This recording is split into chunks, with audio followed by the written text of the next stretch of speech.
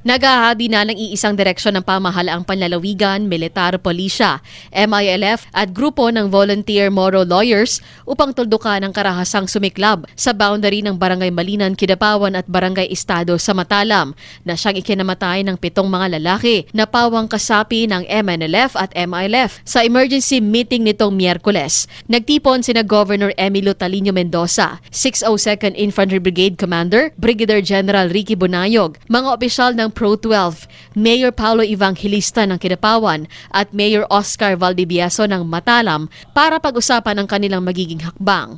Batay sa ulat, inatake ng armadong grupo na sangkot sa land dispute ang 7 lalaking Moro sa lugar, 5 mula sa MILF at 2 mula sa MNLF. Tiniyak ni na Brigadier General Bonayog, MILF Joint Ad Hoc Action Group Representative Anwar Alamada at Cotabato Police Director Colonel Gerson Berey ang kanilang buong suporta sa inisyatibo ng probinsya at LGU para maitulak ang mapayapang negosasyon. Nagpakalat na rin ang peacekeeping units ang 6th Infantry Division at 4th Infantry Battalion upang tiyaking kontrolado ang sitwasyon. Patuloy ang pakikipag-ugnayan sa iba't ibang sektor para maibalik ang seguridad at kaayusan sa 2 apektadong barangay habang pinaplansya ang pangmatagalang solusyon sa ugat ng sigalot.